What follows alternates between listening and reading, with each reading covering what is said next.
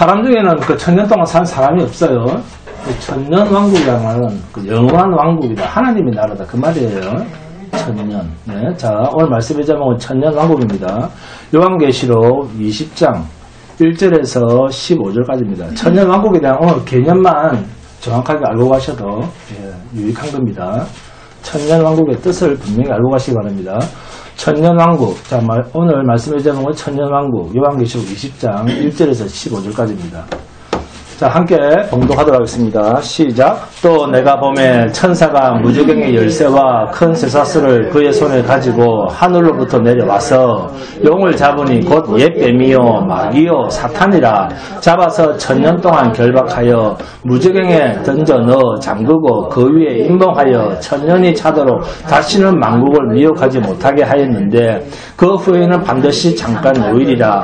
또 내가 보좌들을 보니 거기에 앉은 자들이 있어 심판하는 권세를 받았더라. 또 내가 보니 예수를 증언한가 하나님의 말씀 때문에 목배임을 당한 자들의 영혼들과 또 짐승과 그의 우상에게 경배하지 아니하고 그들의 이마와 손에 그의 표를 받지 아니한 자들이 살아서 그리스도와 더불어 천년 동안 왕노릇하니 그 나머지 죽은 자들은 그 천년이 차기까지 살지 못하더라. 이는 첫째 부활이라. 이 첫째 부활에 참여하는 자들은 복이 있고 거룩하도다.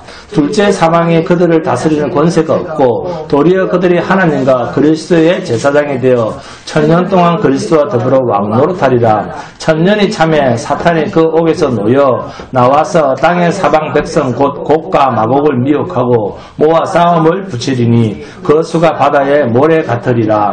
그들이 지면에 널리 퍼져 성도들의 진과 사랑하시는 성을 두르매 하늘에서 불이 내려와 그들을 태워버리고 또 그들을 미혹하는 마귀가 불과 유황못에 던져지니 거기는 그 짐승과 그의 선자도 있어 세세토록 밤낮 괴로움을 받으리라.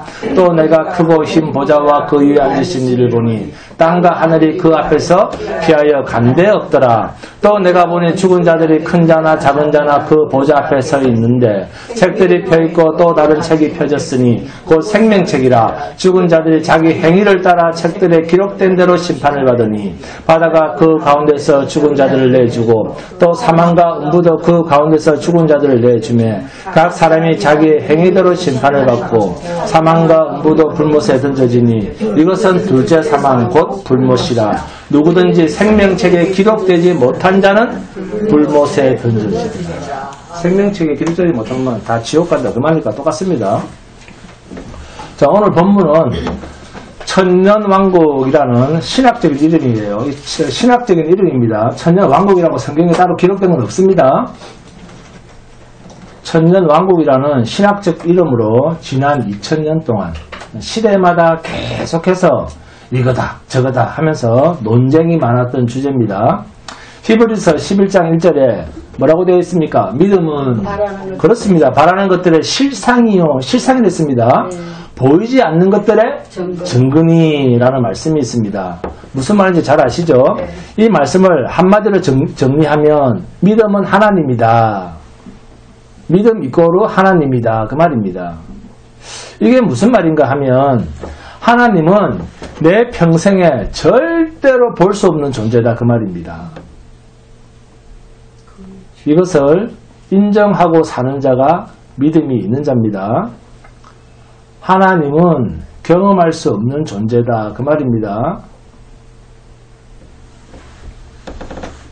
제가 아는 어떤 형제에게 던져준 말이 있습니다. 열심히 살아라. 청춘 낭비하지 말고 열심히 네가 하고 싶은 대로 살아라. 믿음은 네가 살아가는 것이 아니고 하나님께서 역사하시는 영역이다. 그 말입니다. 그러니 하고 싶은 대로 해라. 자, 이 말 속에는 만일 네가 이런 말이 들어가 있어요. 복선이 믿음 안에 있는 자라고 하면 이라는 말이 들어가 있습니다. 네? 표현은 안 하지만 만일 네가 믿음 안에 있는 자라고 하면 하나님 마음대로 너를 이끌어 가실 것이고 내가 만일 믿음 밖에 있는 지옥 백성에 있는 자, 네? 믿음 밖에 있는 자라고 하면 네가 아무리 종교 생활을 열심히 해도 하나님과는 아무런 접촉점이 없다. 자, 한번 따라합니다. 믿음은 하나님의 일이다. 하나님의 일입니다. 신앙이란 내가 하는 게 아니다 그 말입니다.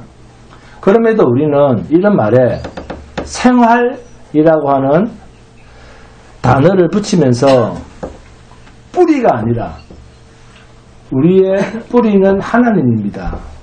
근데 이 뿌리가 아니라 가지가 해야 되는 일로 내가 한다 그러면서 열심히 자기 행위를 하는 것을 우리는 뭐라 그럽니까? 종교생활이라고 하잖아요. 우리는. 그래서 그냥 종교생활하네 그러면 되는데 꼭 거기에 거룩한 무엇을 붙이고 싶어 한다? 믿음생. 그래서 나온 말이 뭐죠? 종교생활이 아니라 무슨 말이 듣기 좋습니까? 신앙생활. 그렇죠. 여기다 붙이는 거예요. 종교란 말을 떼버리고. 응? 신앙생활이라고 부릅니다. 여러분, 성도는 믿음으로 사는 사람입니다. 믿음이라고 하는 것은 하나님의 영역입니다. 피조물 사람의 일이 아닙니다. 아시겠습니까? 요한계시록에 나오는 사건도 그렇습니다. 반드시 인간 역사 속에서 구체적으로 나타날 그런 사건들을 기록한 책이 아닙니다. 계시록은 철저한 상징과 영적인 의미를 내포한 책입니다. 그래서 신앙생활이란 큰 건물 속을 왔다 갔다 하는 종교생활이 아니고 하나님이 주신 믿음으로 하나님을 알아가면서 오늘 교회 왔는데 하나님을 아무것도 모르고 갔다. 그 의미가 있겠습니까? 없겠습니까? 아무런 의미가 없잖아요. 학교로 갔는데 공부를 하나도 모르고 간다. 왔다 갔다 한다. 그 의미가 있습니까? 없습니까? 그래서 하나님을 알아가면서 그 하나님을 아는 힘으로 사는 거예요. 그 아는 힘으로 현실을 이기며 감내하며 살아가는 것입니다. 그리고 일요일이든 아니든 우리가 교회로 모여야 되는 이유는 혈통으로 육정으로 나지 아니한 사람의 뜻으로 나지 아니한 하늘로부터 태어난 사람으로서 성도로서 그리스도의 몸으로서 먹어야 할 생명의 말씀, 생명의 떡을 먹기 위해서 우리가 교회로 모이는 것입니다. 안 그러면 집에서 두 발 편히 두 발 뻗고 자제 왜 오겠습니까? 교회로. 정말로 교회는 이 목적 외에는 아무런 목적이 없습니다. 그리고 교회는 영의 양식, 진리의 말씀을 먹는 곳입니다. 여기에 대해서 확고한 신앙의 뿌리를 내려놓지 않으면 마귀로부터 늘 미혹을 당합니다. 육체의 에너지를 만드는 밥을 먹을 때도 우리는 어떡합니까? 오늘 예배 끝나면 짜장면을 먹을까? 뭘 먹을까? 에? 추어탕을 먹을까? 이렇게 좋은 것을 골라서 맛집을 찾아다니는데 희한하게도 이 영의 양식, 자기가 영원히 살아야 할 그 영의 양식은 이 100년짜리 육체보다도 더 꼼꼼하게, 그래서 더 말씀을 분별하고, 그래서 진리만을 들으려고, 그리고 진리만을 받으려고 노력해야 되지 않겠습니까? 교회란 사람 구경하러 다니는 곳이 아닙니다. 깊은 영의 양식, 하나님의 뜻을 알고 하나님의 마음을 알고 계획을 알아서 내가 살아가는 영의 양식을 먹는 곳입니다. 그렇기 때문에 미혹은 육을 가진 인간에게 가장 보기 좋도록 부정하지 못하는 것으로 찾아와서 우리를 휘감으려고 합니다. 사탄이 하는 일은 육을 가진 인간에게는 아니요 라고 말하기 힘든 것으로 찾아옵니다. 그런 유혹의 대부분이 뭡니까? 다 육적인 것입니다.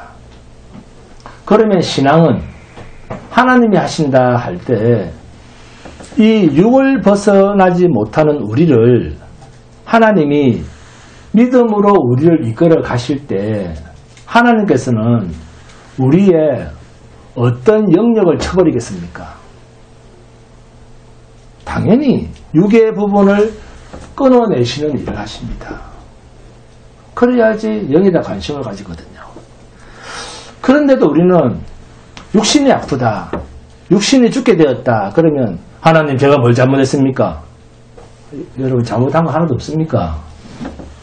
그러면서 병마를 물리쳐 주시고 뭘 주시고 주님께 뭘 맡겼습니까? 재물이 못 붙게 하는 마귀를 물리쳐 주시고 왜 이렇게 할까요? 자신이 두렵고 싫어하는 영역이니까 그렇게 말하는 거예요. 죄송하지만 우리의 육을 죽여내시는 일이 하나님을 영화롭게 하시는 일과 직결되어 있습니다. 그러면 우리는 어떻게 하면 좋겠습니까? 내가 아프고 내가 망하는 일을 당하고 할렐루야 이렇게 기뻐할 수 있겠습니까? 이제 내가 망하게 되었으니까 죽게 되었으니까 하나님께 영광이 된다고 할렐루야 하고 자 춤출 수 있는 분 아무도 없습니까? 요한계시록은 장차 되어질 일입니다. 계시록 1장 1절에서 반드시 속히 일어날 일, 1장 19절에는 장차 될 일, 그리고 4장 1절에서는 마땅히 일어날 일이라고 말하고 있습니다. 계시록 1장 1절을 보겠습니다.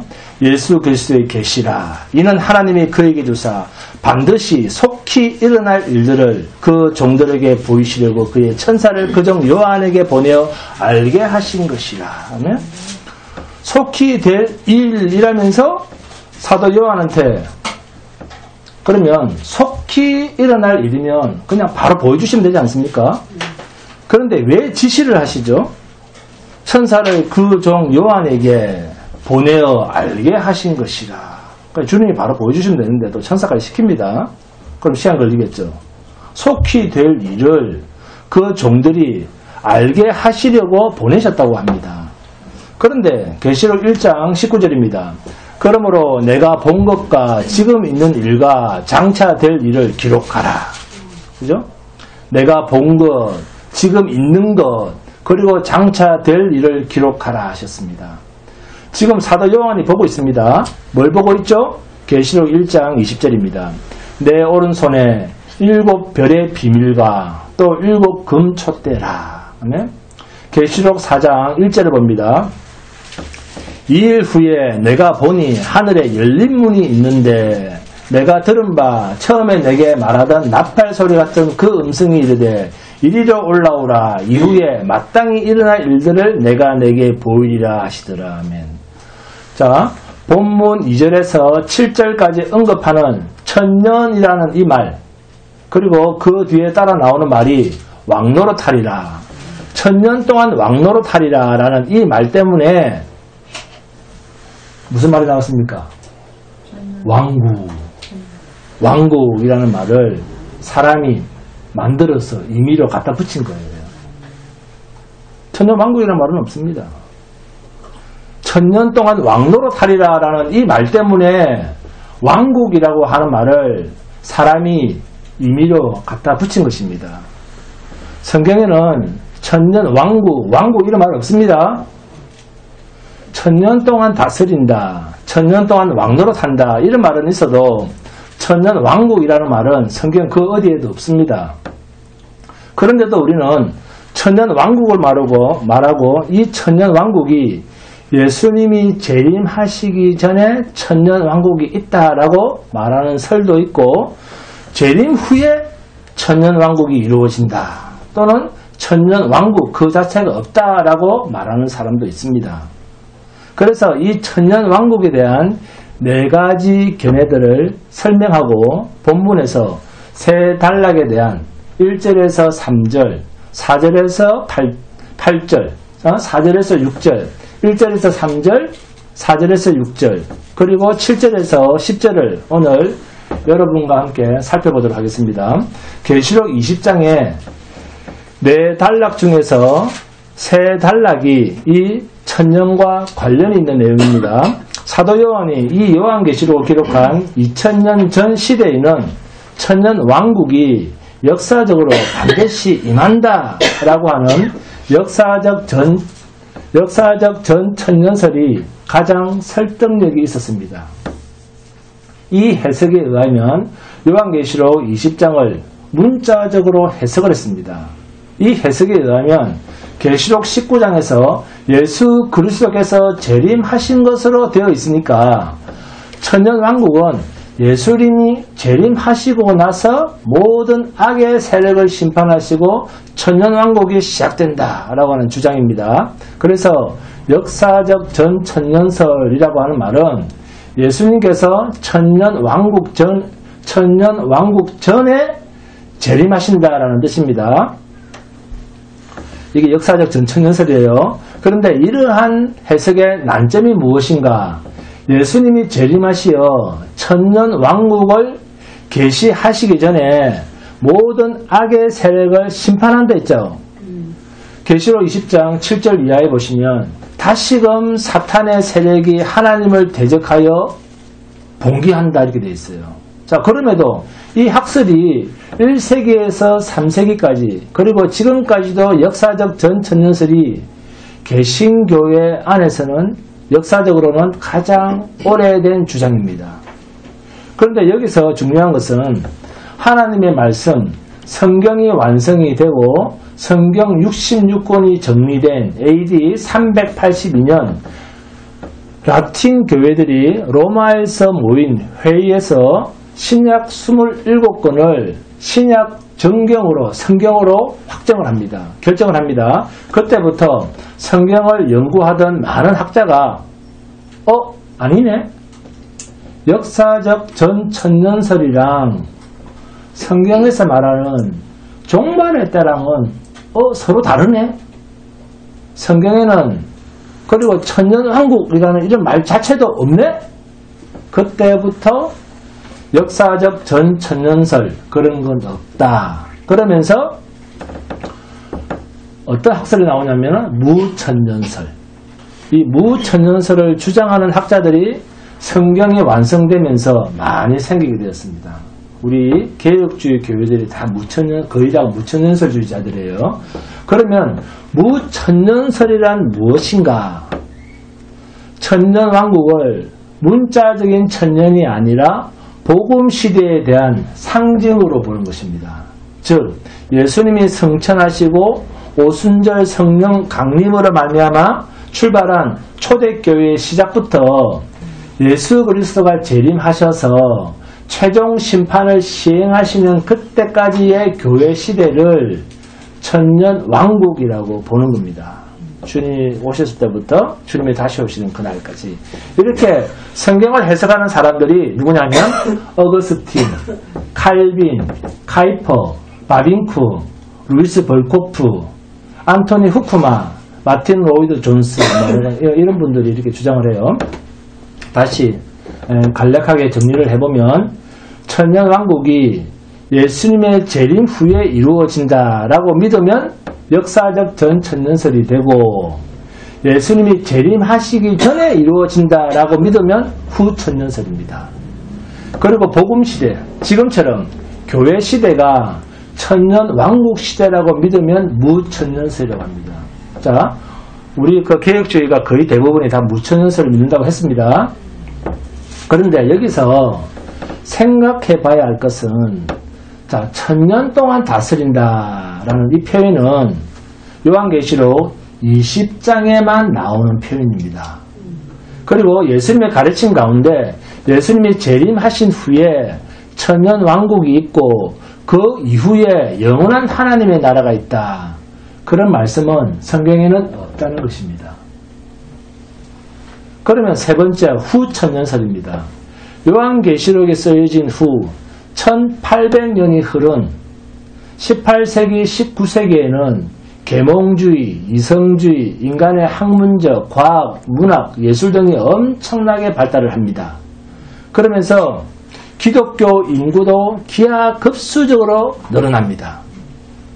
자, 이 막 교회가 많이 생기고 이 기독교 인구가 많이 늘어나니까 이런 모습들을 사람들이 보면서 와, 이러다가는 세상 전부가 기독교인들이 되겠네, 이렇게 착각할 정도로 사람들이 많이 예수를 믿기 시작했어요. 교회가 많이 생기기 시작했어요. 그래서 이렇게 많은 사람들이 그 교회를 다니고 예수를 믿고 막 교회가 많이 생기니까 지금이 천년왕국 시대구나, 이제 이렇게 보는 거예요. 이 시대가 바로 천년왕국 시대구나. 이렇게 교인 수가 늘고 편안하게 예수 믿는 것도 지금 편안하게 믿고 있잖아요. 네? 편안하게 쭉 가다가 주님이 오시고 주님이 통치하시는 천년왕국이 이 세상에 지금 펼쳐지고 있구나.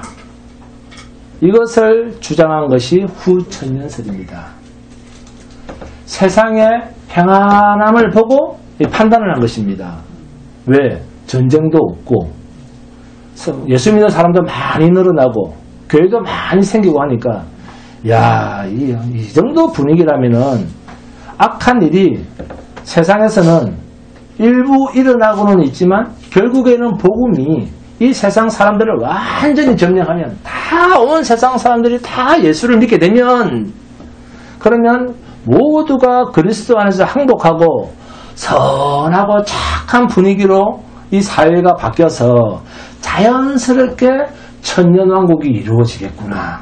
이 세상이 이렇게 편안하고 잘 되고 게다가 과학도 발달하고 기술도 발달하고 문화도 발달하고 예술도 발달하고 게다가 전도만 하면 사람들이 예수도 잘 믿는, 전도도 잘 되는 이 정도, 이런 분위기라면 얼마 안 가서 세상은 전부 오늘날 CCC에서 즐겨서는 말있죠. 그리스도의 계절이 오겠네. 우리가 좀 더 노력해서 좀 더 열심히 전도해서 인간적인 열심을 더하면 주님을 좀 우리가 도와주면 이렇게 되는 거예요. 복음의 결실을 더 빨리 맺으니까 주님이 더 빨리 오실 것 아니냐. 인간적인 노력이 결실을 맺을 것이라는 그 희망 섞인 기대감 때문에 그리스도의 계절이 빨리 오겠네. 천년왕국이네. 그때 주님이 재림하셔서 천년왕국이 된다. 이것을 믿는 것이 후천년설입니다. 그런데 어떤 분위기입니까? 철저하게 세상 분위기를 보면서 판단을 한 것 아닙니까? 네? 성경적입니까? 인본주의적입니까? 인본주의적이죠. 후천년설은 철저하게 인본주의입니다.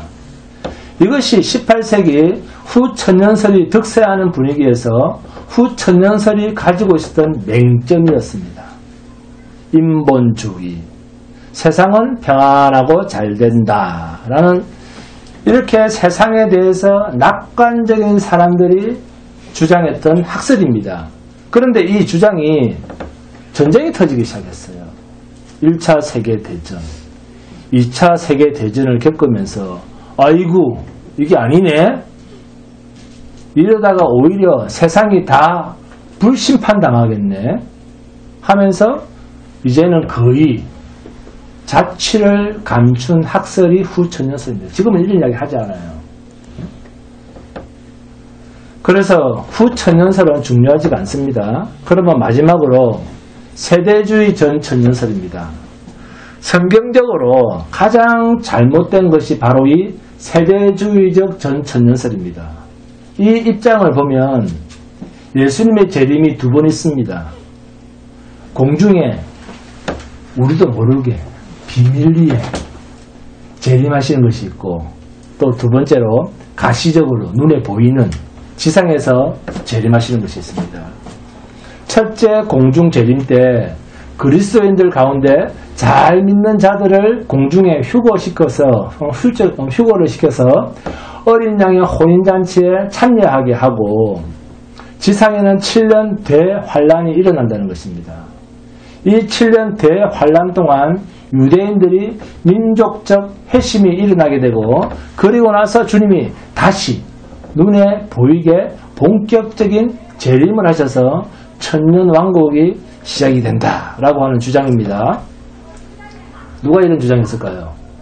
여의도 순복음교회 죽은 조윤기 목사가 세대주의적 종말주의자였습니다. 세대주의 종말론자입니다. 우리 개혁주의 교회에서는 받아들이지 않는 주장입니다. 수용하지 않는 주장이에요. 자, 큰 틀에서 한번 정리를 해보겠습니다. 천년왕국에 대한 견해는 전천년설과 후천년설 이렇게 크게 두 가지로 나눌 수 있습니다. 후천년설에는 후천년설과 무천년설을 함께 묶을 수가 있습니다. 그리고 전천년설은 역사적 전천년설과 세대주의적 전천년설로 함께 묶을 수가 있습니다. 그래서 천년왕국에는 전천년, 후천년으로 나뉘는데 역사적 전천년설은 초대교회부터 있었습니다. 왜요? 초대교회는 핍박이 많았잖아요. 응? 교회에 핍박이 많았잖아요. 그들은 엄청난 핍박과 고난과 위협 속에 있었기 때문에 주님이 속히 오셔야만 된다. 네? 주님이 속히 오셔야만 이 기고만장한 세상을 이길 수 있다라고 생각을 했습니다. 그래서 주님이 재림 후에 천년왕국이 이루어지고 그 후에 심판이 이루어진다라고 하는 그런 생각을 미리 앞당겨서 생각을 했다는 것입니다. 그러니까 빨리 주님이 재림하셔서 지금 우리가 당하고 있는 괴롭히는 이 모든 고난, 사탄, 위협, 협박 이런 것들을 잠재울 수 있는 심판의 주가 속히 오셔야 된다는 그 소망 때문에 역사적 전천년설이든 세대주의적 전천년설이든 천년왕국 전에 주님이 빨리 오셔야만 된다 이런 생각을 했어요. 주님이 뭐하러 오십니까? 심판의 주로 오시는 거예요. 그 심판의 주를 미리 앞당겨서 생각을 하다가 보니까 고난이 심각했던 그 시대적 상황에서는 전천년설을 믿는 사람들이 많았습니다. 이 전천년설이 힘이 있었어요. 그래서 어떤 말을 합니까? 조금만 더 버텨라. 고난을 많이 당하니까 기독교인들이 조금만 더 힘을 내라. 주님이 속히 오신다. 속히 오신다 했잖아. 이런 식으로 버티는 거예요. 그런데 후천년설에 속하는 무천년설이나 후천년설은 세상이 평안하고 걱정 없이 살아갈 때 크게 힘을 얻었던 학설이었습니다. 큰 틀에서의 이러한 비교가 이해하는 데 편합니다. 요한계시록은 장차 속히 되어질 일이라 했습니다. 그러면 역사적 전천년설이라는 설이 초대교회 성도들에게 주어질 때 그들은 속히 그리스도의 왕국 안에서 자기들이 왕노릇하는 그날을 학수고대하면서 고난을 참고 인내하면서 역사적 전천년설에 대한 설에 그들은 아멘 하면서 그 고난을 견뎠습니다. 그런데 그때만 해도 우리가 가지고 있는 성경 66권은 마태복음부터 요한계시록이 성경 정경 속에 들어올 수 있는 그런 정리된 시대가 아니었어요. 그때는 사도들이 계속 편지를 쓰고 있었으니까. 주님이 오신 후 300년이 넘어서야지 비로소 66권 정경 속으로 신약이 정리가 돼서 인정이 됩니다. 그때 비로소 성경이 완성이 되는 거예요. 그래서 여러분 초대교회가 역사적 전천년설을 붙들었다고 해서 그것이 옛날에 붙잡았으니까 그것이 절대적인 진리다 이렇게 생각하시면 된다 안 된다? 안 됩니다. 자, 질문 하나 하겠습니다. 여러분 요한계시록은 장차 될 일로서 예언으로 봐야 됩니까? 하나님께서 사도 요한에게 맡겨서 기록하게 한 맡겨진 말씀으로 봐야 됩니까? 그렇습니다. 요한계시록을 미래의 예언서로 봐야 됩니까? 맡길 냈자 예언서로 봐야 됩니까? 맡겨진 말씀, 맡길 예자, 연소로 봐야 됩니다. 하나님이 말씀을 맡긴 거예요. 그러면 장차 속히 반드시 될 일이라고 계시록에서 말씀을 하셔도 그것은 이미 구약에 다 있는 말씀이라는 것입니다. 구약에 예레미야나 에스겔, 특히 다니엘 이외에 열왕기, 역대기, 선지서, 모세오경, 시가서, 구약 성경 39권에는 이 요한계시록에 담긴 장차 되어질 일에 대한 이야기가 기록이 되어 있을까요? 없을까요? 있습니다. 자, 그러면 초림하신 예수 어디에 다 있습니까? 구약에 다 있죠. 성경은 다 내게 대하여 정언한 것이라 했습니다. 여러분과 관계없습니다. 예수에 대한 이야기입니다. 재림하실 예수 구약에 다 있습니다. 그런데 구약 백성들이 이 초림하실 그리스도를 정확하게 예비했습니까? 예비하지 못했습니까? 정확하게 알고 예비를 하지 못했습니다. 구약에 초림하실 메시아, 재림하실 메시아가 다 기록이 되어 있습니다. 그런데도 불구하고 이 땅에 육을 입고 도성인신하신 메시아를 아무도 알아보거나 영접하지 못했습니다. 무슨 말일까요? 그 얘기는 성경에 기록이 다 되어 있는데도 메시아를 알아보지 못했어요. 얼마나 열심히 그들 하나님을 믿습니까? 성경을 달달 통째로 외워도 하나님을 알아보지 못했어요. 통째로 다 외우고 있는데 그들은. 결국 이 말은, 즉 구약은 설사 하나님이 미리 말씀하신 것이라고 해도 그 말씀을 실제 언제 이게 아니라 상징으로 봐야 한다는 것입니다. 장차 되어질 일이 구약에 다 기록이 되어 있음에도 불구하고 구약 백성들 스스로는 장차 되어질 일은 실체의 등장은 예수 그리스도의 등장은 하나님께 맡기고 하나님께서 자신들에게 주신 이야기만 현재 그냥 자신들의 역사 속에서 자신들의 삶 속에 담아서 살아온 것입니다. 그런데 메시아가 오셔도 모르는 거예요. 주님이 마지막 예루살렘 성에 들어가시기 전에 주님은 나귀를 타고 입성하셔야 했습니다. 그리고 이것은 구약이 이미 예언이 되어 있던 말씀입니다. 그럼에도 제자들은 주님, 자기네들 성경을 다 안다고 해서 주님이 그렇게 이야기를 하니까 주님 이번에는 순서가 보니까 나귀 타고 입성을 하셔야 됩니다. 이렇게 자기가 다 구약을 안다고 해서 그렇게 나선 사람이 있었습니까? 그러면서 자기들 스스로 나귀를 준비했습니까? 그것도 몰랐잖아요. 성경에는 있는데. 심지어 예수님께서 말씀을 하시는데도 무슨 의미인지를 몰랐습니다. 자, 주인이 안 주면 어떻게 되는데요?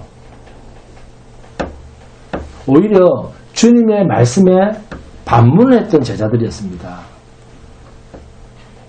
주가 쓰시겠다 하라. 주인이 쓰신다 해라. 이 세상 모든 만물의 주인은 주님이시잖아요. 주인이 쓴다고 해. 그 말이 주가 쓰시겠다 하라 그 말이잖아요. 주인이 쓴다고 해라 그러잖아요. 네? 이렇게 주님이 제자들보다 앞서 말씀하시지 않습니까? 그러니까 이러한 일과 이러한 말까지도 주님이 드러내 주실 때 그때야 비로소 인간은 우리는 안다 그 말입니다. 성령께서 가르쳐 주셔야만 우리는 깨닫고 아는 거예요. 이게 그것이었구나. 성경을 읽어도. 그래서 요한복음 2장에 보시면 46년간 지은 성전을 보시고 이거 다 허물어라. 내가 다시 사흘 만에 지을게. 사흘 안에 지을게. 그 말이 무슨 말인지 도저히 못 알아듣지 않습니까? 그들은. 제자들도 그렇잖아요.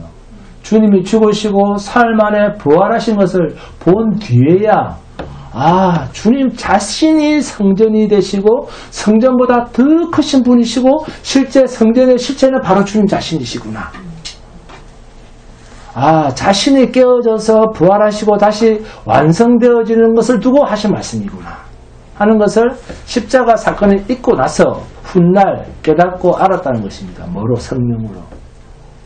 그러니까 요한계시록의 내용을 장차 되어질 일, 장차 이것을 현재 우리가 살아가는 역사 속에서 딱딱 맞고 시간적으로 맞고 떨어지고 하는 그런 건 아닙니다. 그 시대마다 꽤 맞춰서 무슨 베리칩이다, 바코드다 하면서 꽤 맞추는 건 아니에요.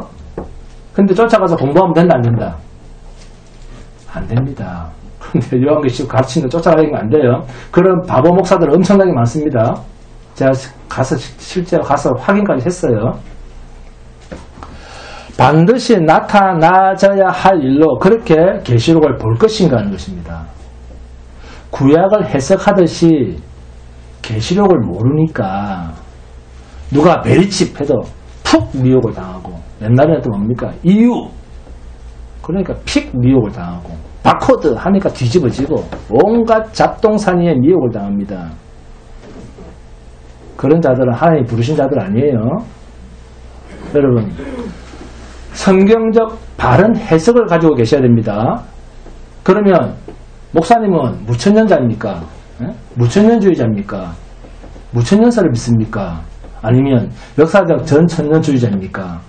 저는 솔직히 얘기를 합니다. 무천년설도 믿지 않습니다.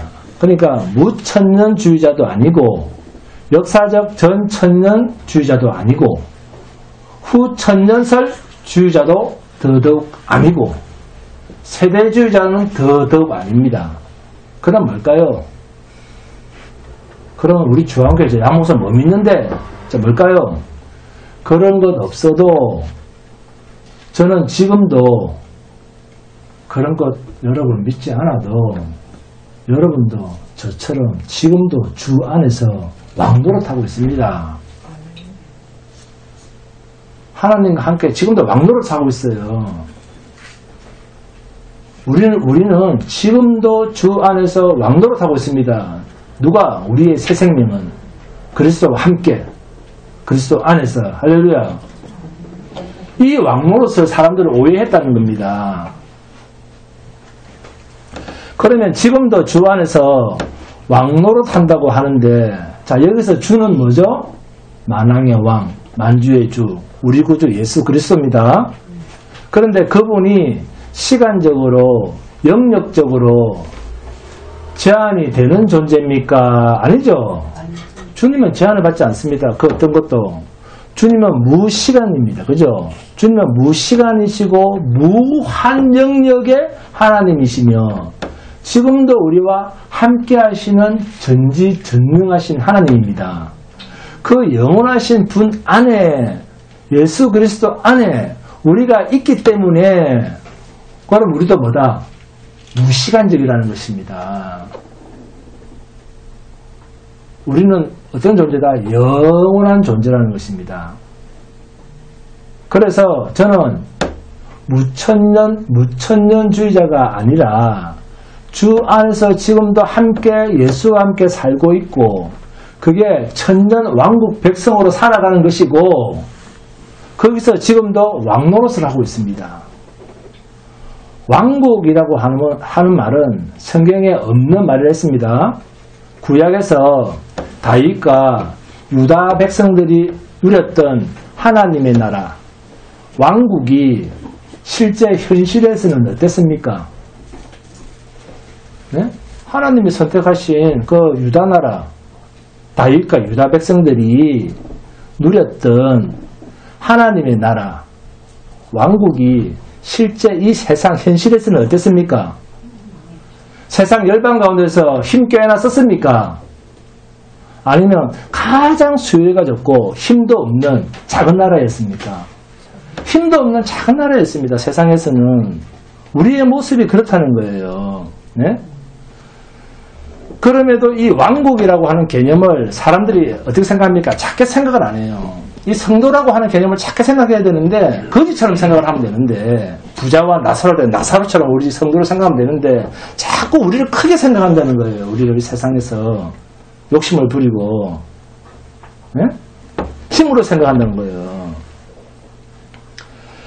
사람들이 이걸 크게 생각하고 세상의 힘으로 생각하는 그 자체가 성경적이지 않습니다. 세상적인 생각이에요.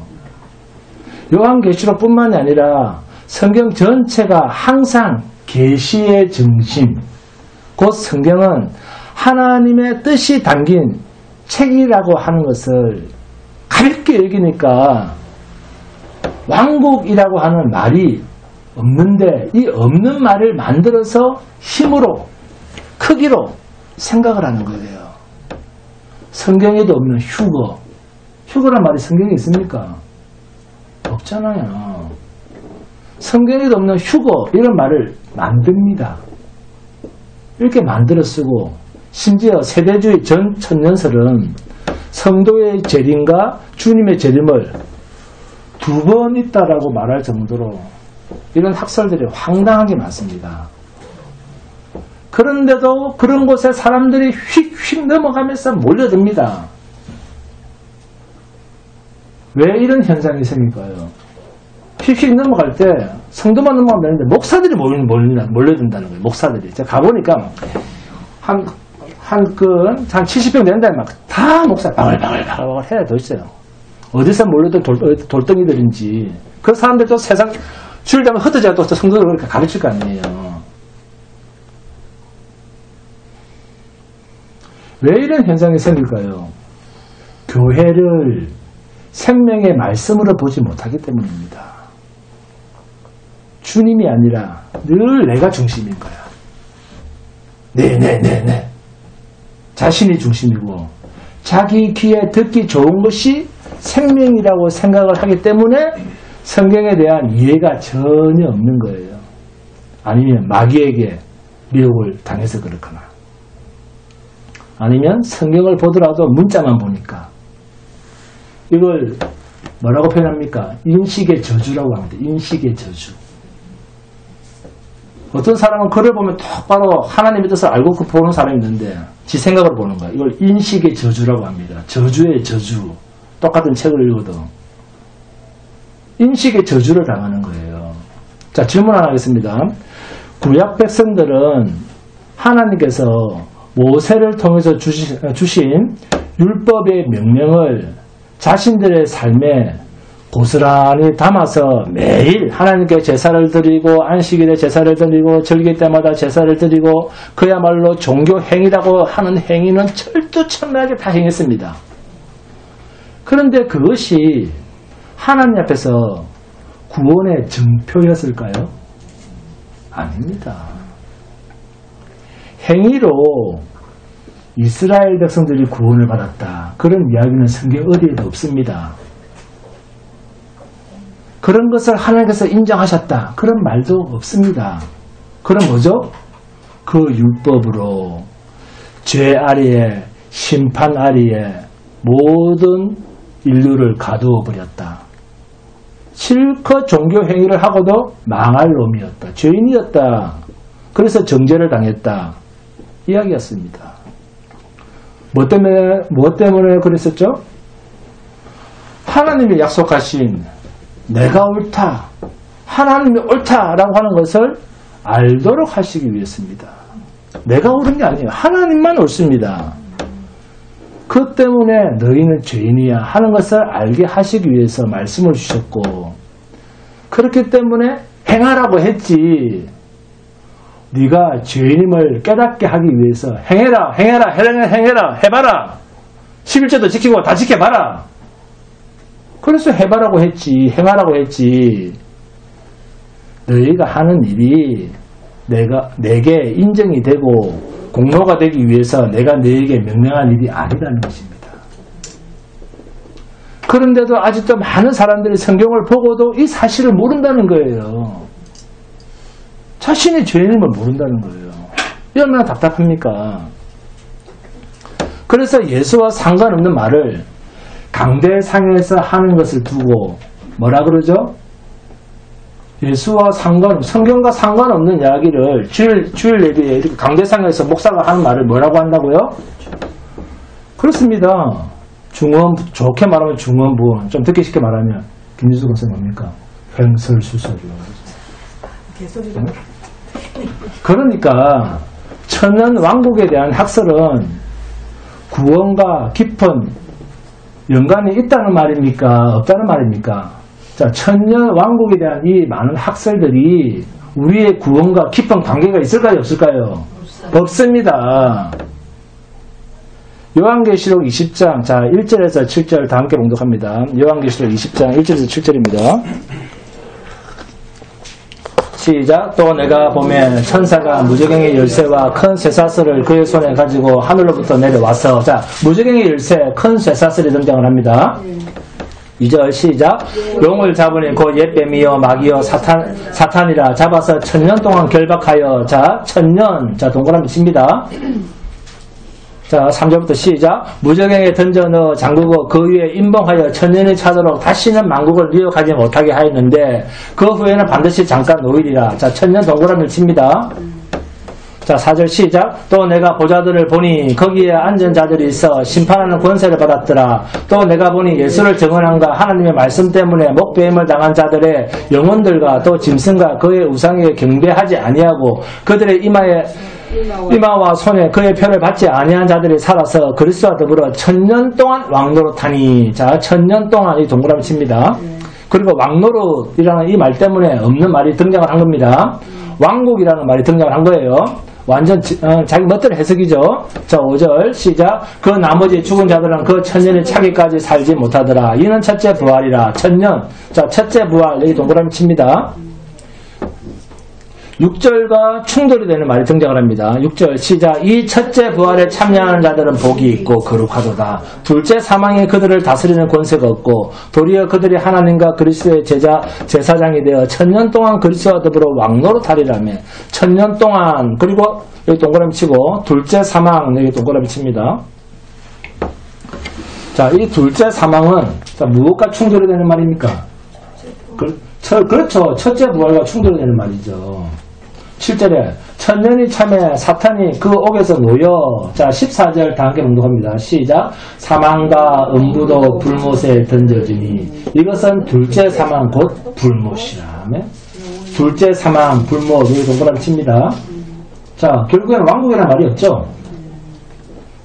그런데 왕노릇이라는 말은 있었죠. 네. 이 왕노릇이라고 하는 말을 어떤 말과 엮어 놓은 것인가 하면 4절에 그리스도와 더불어입니다. 아멘? 자, 왕노릇과 연결되는 말이 그리스도와 더불어입니다.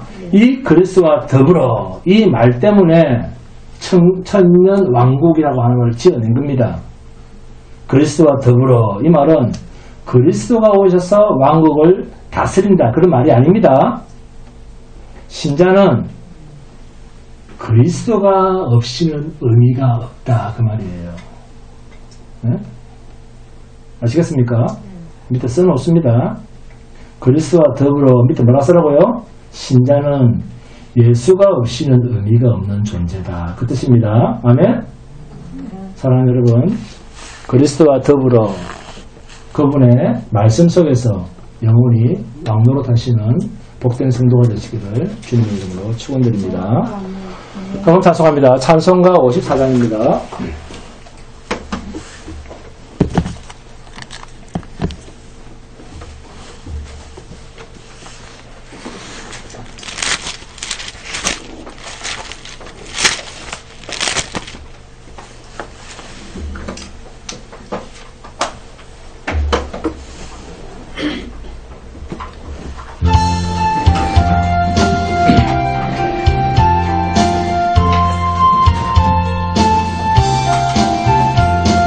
주여 복을 구하오니 편히 가게 하시고 사람마다 주 은혜로 이기도록 하시고 광야 같은 세상에서 항상 인도하소서.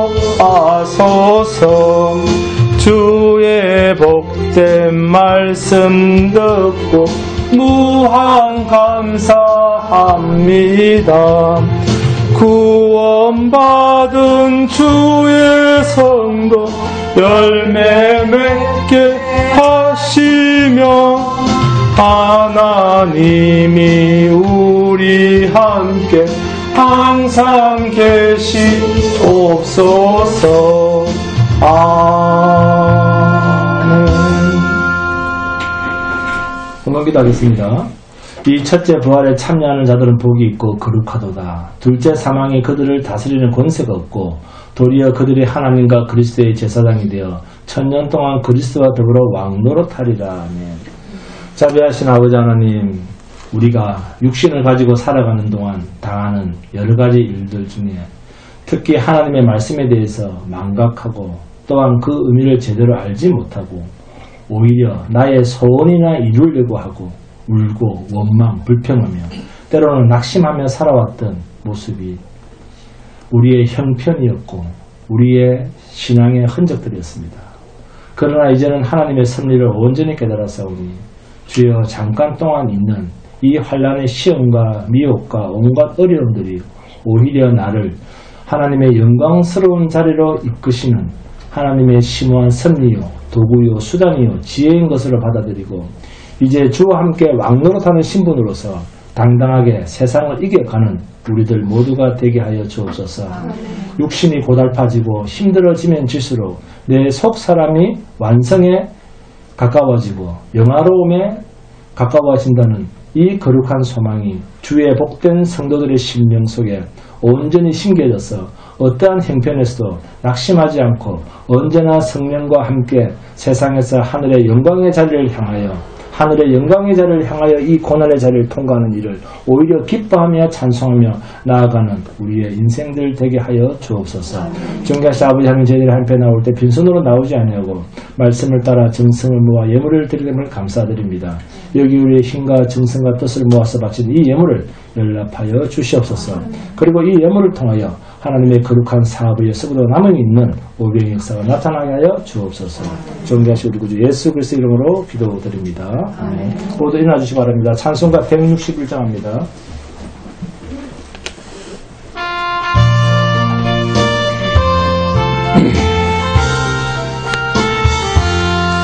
할렐루야, 우리 예수 부활 승천하셨네. 세상 사람 찬양하니 천사 화답하도다. 구주 예수 부활하사 사망 권세 이겼네. 구주 예수 부활하사 사망 권세 이겼네. 할렐루야, 우리 예수 왕의 왕이 되시고 우리들의 중보 대신 성령 증거하시네. 구주 예수 부활하사 처음 열매 되셨네. 구주 예수 부활하사 처음 열매 되셨네. 할렐루야, 우리 예수 흠과 티가 없도다.